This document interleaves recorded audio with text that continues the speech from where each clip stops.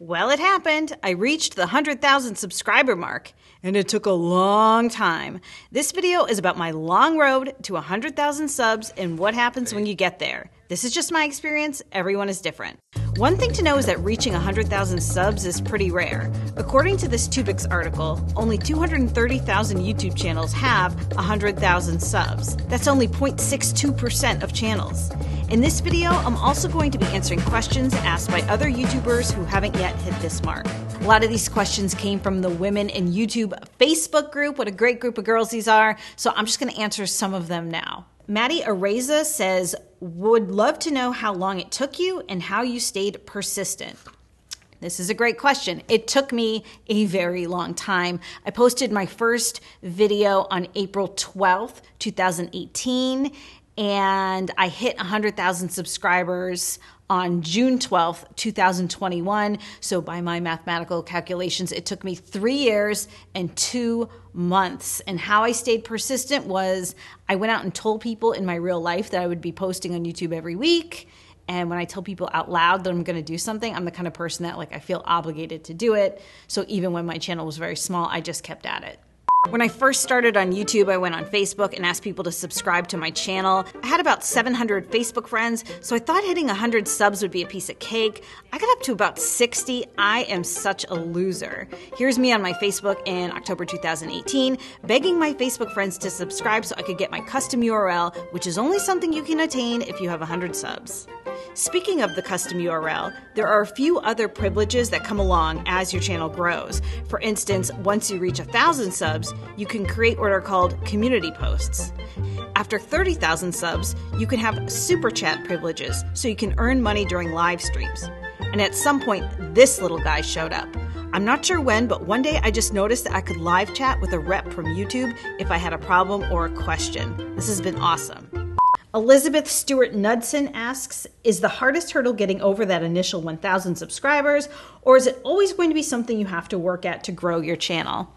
I would say that when you're a smaller channel, every subscriber feels very significant. So as you approach 1,000 subscribers, you're really noticing every subscriber that gets added to your channel. Whereas once your channel gets bigger, you're getting subscribers more frequently, a certain amount of them every day you can usually count on, and so they feel less significant. But I wouldn't say that once you hit 1,000 subscribers, it's like a fire hose of traffic to your channel. It's still a growth curve, but over time, those sporadic subscribers feel more reliable and less significant. Glitter the Entertainer wants to know, did you have any videos that went viral, and how did you know? So I wouldn't say I had a viral video, and my advice to you would not be to aim to try to make a viral video, because going viral is very lucky, and often viral videos don't have longevity, whereas the beauty of YouTube is you can post something today, and for years to come, people will still be watching it and finding it and subscribing because of it. So I did have this one video that is the main driver of traffic and subs on my channel. It's how to post your first YouTube video, and I posted this video on January 17th, 2019, and it did very little for almost a year. Up in December 2019, I started to see growth on this video. And then as people got locked down because of the pandemic, that video really started to take off because I think a lot of people were interested in posting to YouTube. That video got suggested by an official YouTube video. That's how it got served up to a lot of people. And right now it's about 1.5 million views. What you should take away from that story is that a video I posted in January took a year before it started getting suggested. So keep making content, because video you make today may seem like it's not doing anything, and all of a sudden, I don't know what happens, it can take off.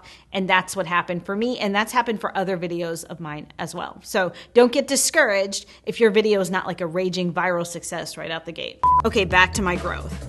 After I got those first 100 subs, it was a slow climb, and I didn't start gaining traction until March of 2019. I finally got monetized in July of 2019, 15 months after I started my channel. Winta Asefa asks, what's your opinion on sticking with a niche in 2021? Is it still solid advice for a new YouTuber? I would say 100% niching down on your channel is very important. It's actually one of the things I feel is a challenge with my channel is that it's a little bit on the more broad side in terms of like video marketing and reviewing video products. And some YouTube growth content. So I'm kind of covering a lot of areas there. And I actually started a second channel in March of 2021 that's completely focused on certain products, which are Final Cut Pro and Apple Motion. These are pro grade production products because I am a professional video producer and video editor, and I do own my own production company.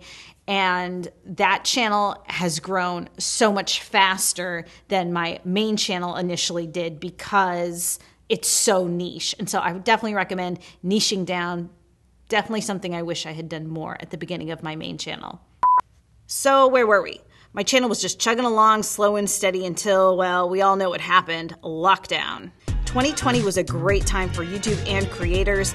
Like a lot of people, I saw huge channel growth. I moved my studio to my house and started posting twice a week instead of once. This is where my most rapid growth happened. As you can see, as the world has been opening up, my growth has slowed. I think that's true for a lot of people. The channel EV and Chill wants to know how many videos do you post a week or a month? So on my main channel, I post weekly every Monday with some exceptions. If you're feeling really burnt out, I would take some time off, a week or two off, but pretty consistently for the past 3+ years, I have been posting every single week. On my new channel, I'm posting 2 weeks on, 1 week off. So I'm posting about 3 weeks a month, and I'm doing that pretty consistently because I promised myself when I started the new channel I wasn't going to stress about being as regimented about my schedule because it can be overwhelming because this, even though it could be a full-time job, actually isn't. I still run a business, so it's too much. So that is my posting schedule, and I'm trying to be better about forgiving myself if I don't make my self-imposed deadlines, but I'm not good at that. Next question from the channel Tina Beans with a Z. Did you advertise your channel on other social media platforms or did your growth happen naturally? When I first started, I would share my content on Facebook a lot to my Facebook friends and on LinkedIn, trying to generate interest in my videos because they really weren't getting found any other way. But now I don't really do that very often. I really work on optimizing my videos on YouTube so they can get found on YouTube and Google search. Let's fast forward to the day it happened, June 12th, 2021. I had posted 173 YouTube videos. This is actual video of the moment I hit 100,000 subs. Next question from Faye Medzakonda. Do you feel different? No, I don't feel different because you can see 100,000 subscribers coming a mile away. It wasn't any sort of surprise. And although when it actually happened, it was an exciting moment, it didn't feel any different, I'm being honest. Train Tran says, what's the one thing you did that you think made the biggest difference? For me, when I first started my channel, I knew all about creating videos and that was what my content was about, but I really didn't understand the process of optimizing on YouTube. And I did know about a product called TubeBuddy, which helps you research topics before you even create the video to see if people are actually searching for this content and if you should make a video about that. I ended up by chance meeting someone, and I'm going to throw up his channel here. His name is Antoine DuPont.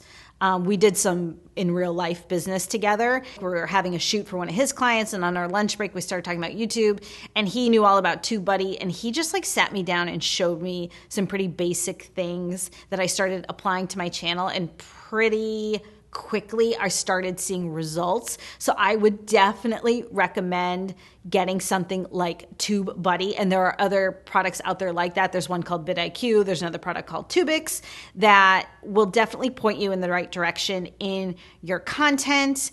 And I feel like if I had known about that sooner, my channel would have grown much faster right at the beginning. And I've been applying that process to my new channel, which has grown so much faster right out the gate than my main channel. After I hit the big milestone, a few things happened.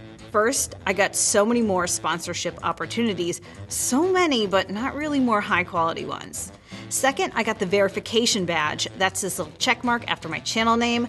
This is exciting. I also threw a little party. Here's me with a YouTube-themed cake. And then this came. Okay, so my silver play button has arrived. This is the box that it comes in. I'm super excited. I've been waiting to open this so I could share it with you guys.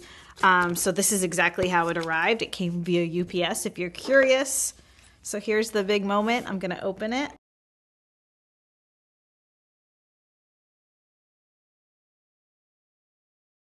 And there's a letter, which I'm gonna read in a second, but first let's get to the most exciting part, which is the play button.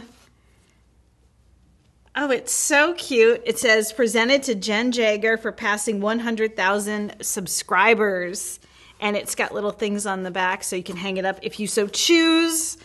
But I'll probably just sleep with it under my pillow. All right, let's read this letter. If you are approaching 100,000 and you don't want to know what this letter says, fast forward. But for those of you who are curious, let's see what this says. It's like on really heavy, almost like cardstock. It's very nice. This is so amazing. Okay, here we go. Do you remember, it doesn't say my name though at the top, just so you know. Do you remember your first subscriber, your 100th or your 1,000th subscriber? Chances are you do, and we know that you'll definitely remember your 100,000th subscriber. Why am I getting emotional? I don't know why. Your fans may have found you while searching YouTube, learned about you through a friend, or maybe you showed up as a recommended video. No matter how they came to your channel, fans stayed and their numbers increased because of your unique voice and the excitement of being part of the growing community that you established. We are thrilled to see the development of your community and are proud to honor your impressive milestone of reaching 100,000 subscribers with the Silver Creator Award. Congratulations. We know that you have many more stories to share with your community, and we know that your fans can't wait for you to engage and amaze them even more with your commitment and creativity. So keep creating, keep building. We can't wait to see what you'll do next, and we're here to support you along the way. And who knows, when you reach your 1,000,000th subscriber, we may just write to you and ask, do you remember your 100,000th subscriber?